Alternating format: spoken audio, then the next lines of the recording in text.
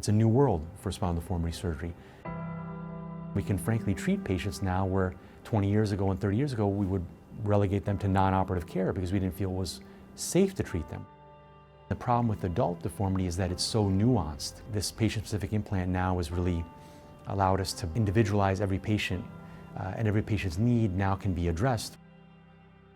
Barbara had a spinal deformity. Her spinal condition really took away her ability to be active and really took away her quality of life because physical fitness, a high level of activity was really how she knew herself to be. That was part of her identity. And she was losing it rapidly over the course of the past year or two. We have always loved to travel, and that was one of the things that I wanted to be able to enjoy. I like to go to museums, very important to me. I like to see the sights.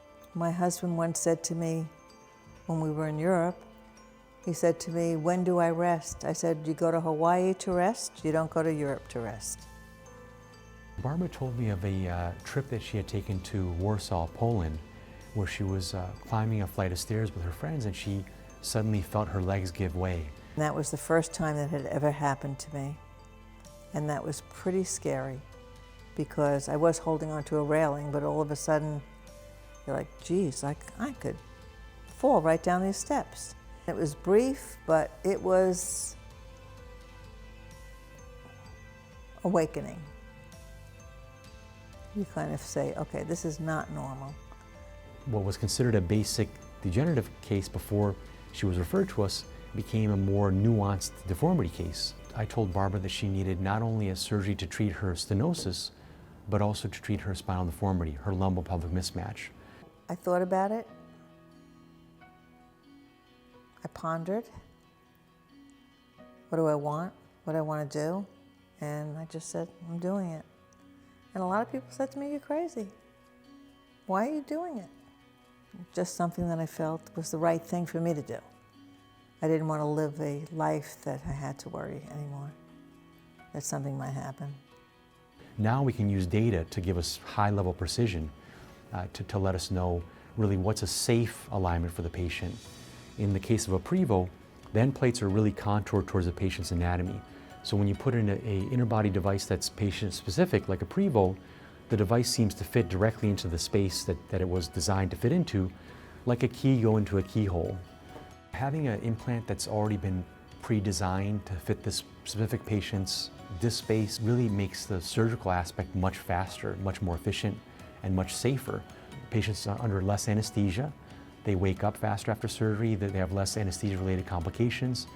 They have less complications related to blood loss, less need for transfusions, lower infection rate because that's related to transfusion rate.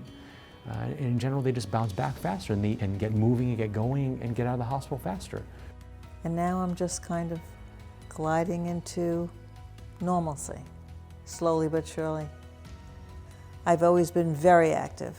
Early in the morning I get up and I start right in. My daily life consists of my duties as a real estate agent, and I love it. I have identical twin grandsons that are 13 now, so I'm looking forward to getting out there and seeing them. What I'm not looking forward to is my husband giving up his kitchen duties that he's taken over. I think we're going to have to keep that on the agenda. She's now on a road to recovery. She's already realizing what the power of personalized medicine and personalized spine surgery can deliver. You know, my future for her is to be able to travel as often as she wants, wherever she wants, with her friends and family, without any worry about her spine holding her back. Anyone that would be considering something like this, they need to take into account what they want from the surgery. What are they looking for? And most people are looking for pain relief, I would assume. And I think that you can have big expectations if you go to the right physician. 3D printing technology has been ubiquitous now everywhere else. It just made sense that it would be applied to spinal pathologies and especially for spinal deformity. And I'm happy to be able to use that and offer that to my patients.